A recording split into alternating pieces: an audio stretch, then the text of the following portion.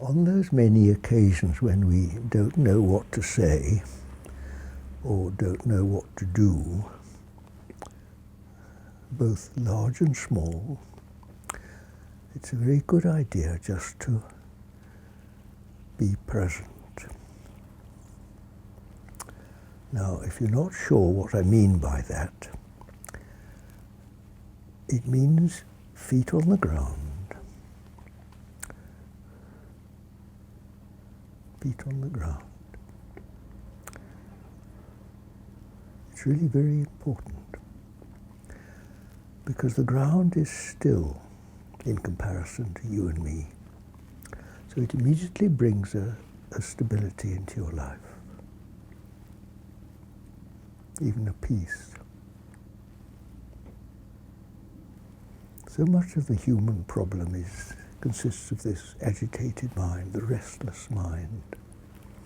And simply connecting with feet on the ground is just so simple you can hardly believe it. But there you have instant access to a greater stability than our normal state of mind. It is very comforting. And you can further that by, if you're sitting, by just sitting, or standing, just standing, and feel the weight of your body. And realize that the chair or the ground is holding you up, literally holding us up. And then, to further bring us into the present, we need to be sensible, which means using the senses, which is simply to listen and to look. Now, dears, what on earth have you come all this way here to Bakewell just to be told such childish, obvious thing to do? But the trouble is, we don't, do we? And you can bet your boots that whenever you're facing difficulties in life, you're not looking and you're not listening, and you certainly don't have your feet on the ground. So, there you are. If you do it once a day, that's very good. If you do it 10 times a day, that's very good. If you do it all the time, well, that's absolutely brilliant. You'll find yourself, well, trying to see.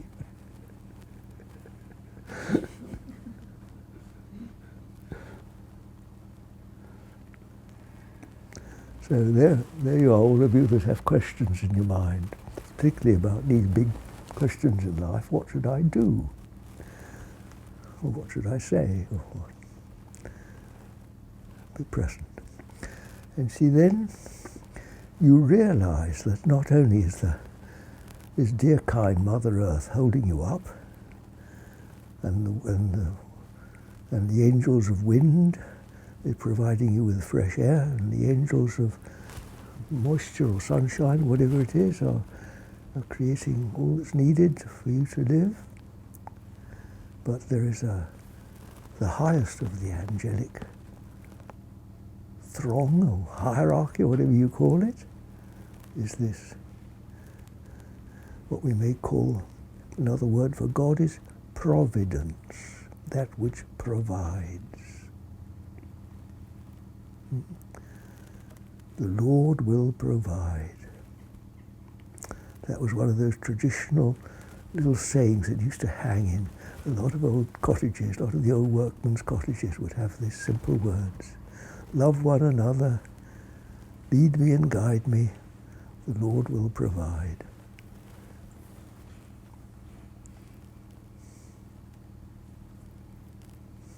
I like to sometimes refer to it as higher authority, the one who knows better than me.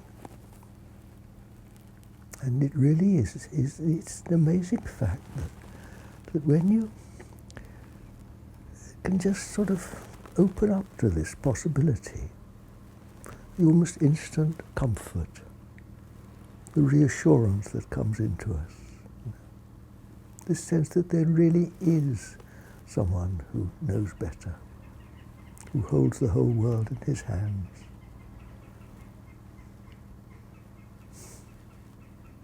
And knows. God knows what he's doing.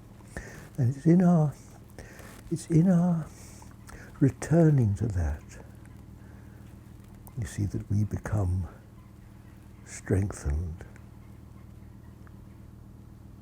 And we may even end up actually of use.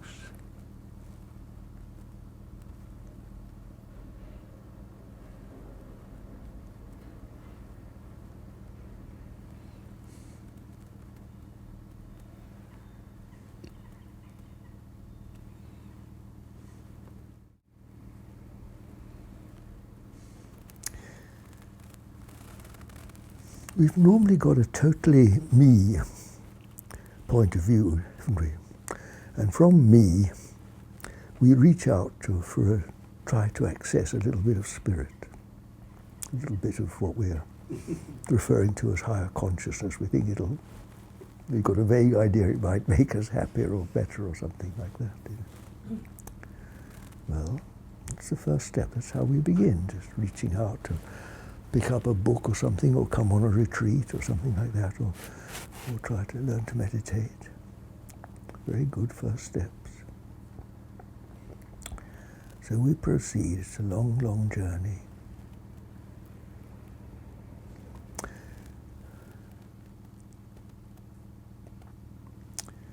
Think how when we're very young, the world is entirely physical, isn't it? We don't really know anything other than our bodies, our appetites, and things like that.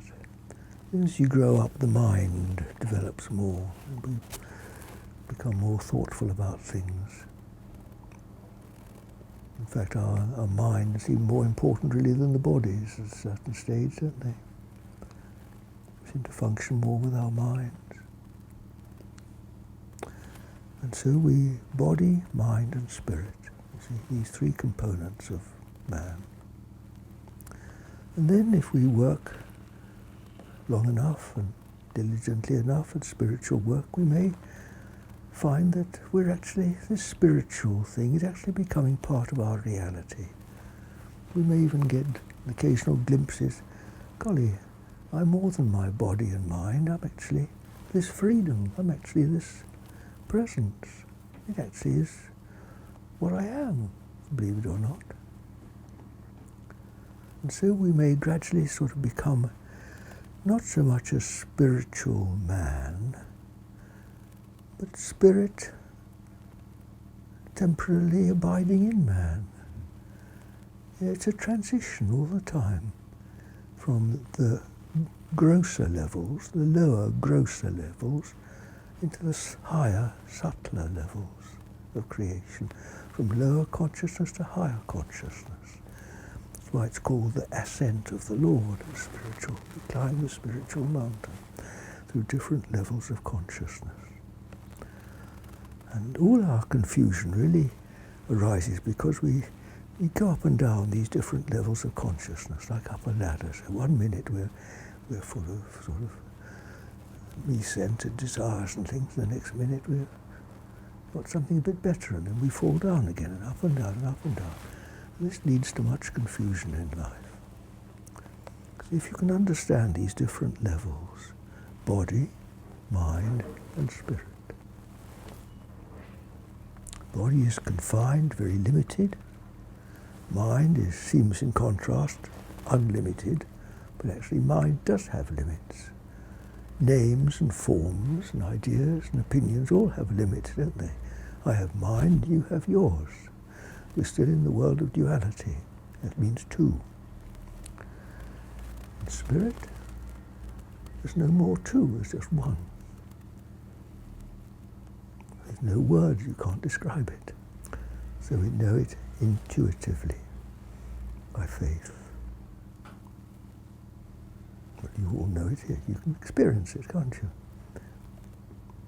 It's not so difficult. It's very accessible, really, if you just look that way.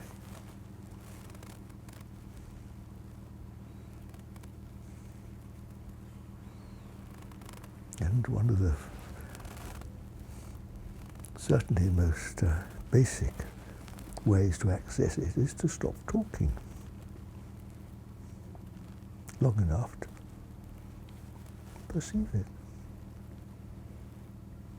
Then silence is such a blessing. And if you consider silence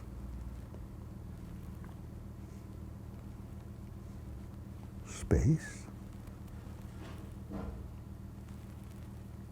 stillness,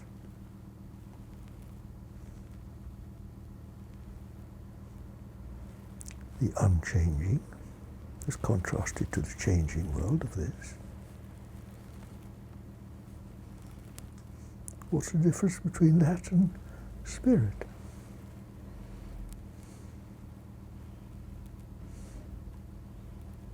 What's God, if not spirit?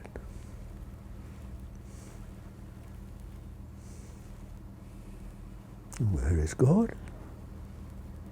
God is here, isn't he? Here and now. The Lord is with us.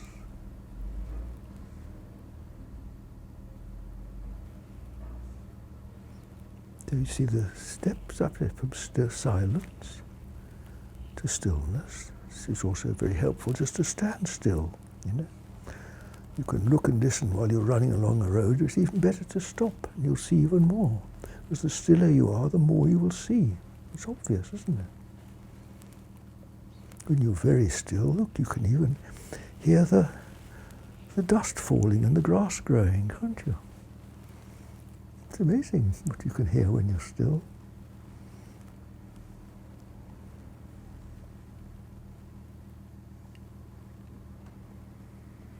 So silence, stillness, and then you immediately feel, I can breathe, I've got some space, I'm not all hemmed in by all these horrible things. Freedom.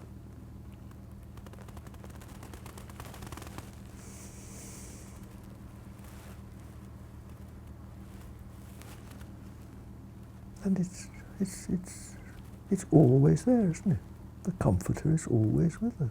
We're never alone. And the help, because that's what it is, the help is always available.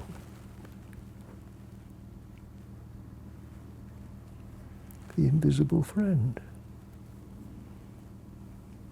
the one who holds our hand. Well, I've talked to several of you. When you all got this question, what should I do? Well, it's not a bad start to be a peacemaker, is it?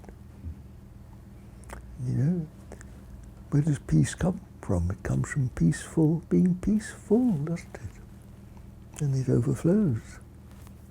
We start with ourselves, you see. It's real work, you know. This world is desperate for peace. Think of the money they spend on conferences and, you know, clever people writing books about it. But all you've really got to do is just feet on the ground, listen and look, stand in the middle of a crowd and do it.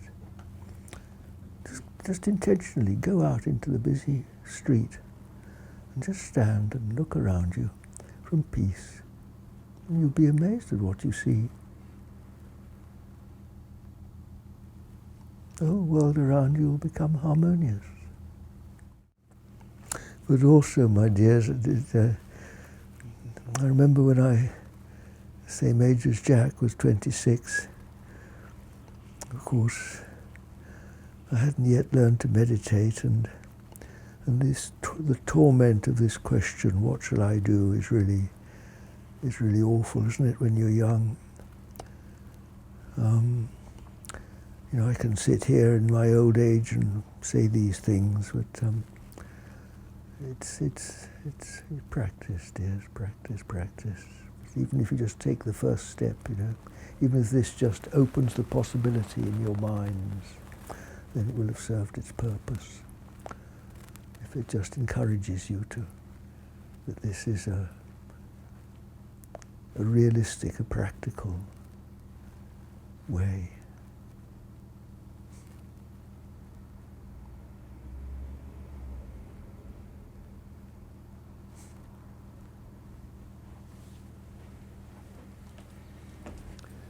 With God, all things are possible, you see. With man, it isn't possible.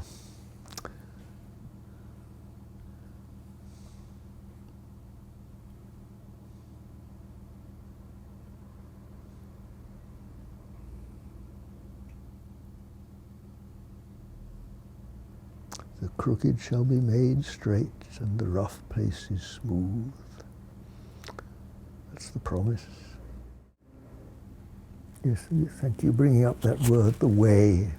It is the way, you see. I am the way, the truth and the life.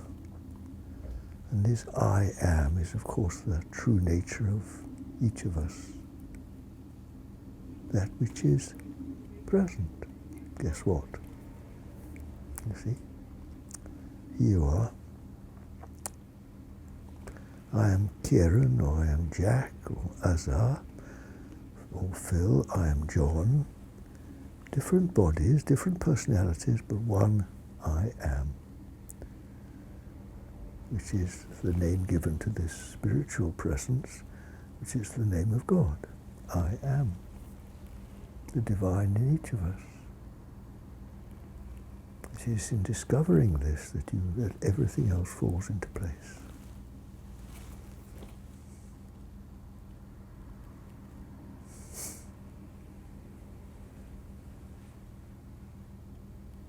Amazingly, and see, contrary to human reason, because you see, as everything else has levels of consciousness, so there are levels of law. There's lower law and higher law. And usually man knows nothing else but lower law. That's where he lives. There's higher law. And guess what the highest law of all is? The law of love. And love overcomes all.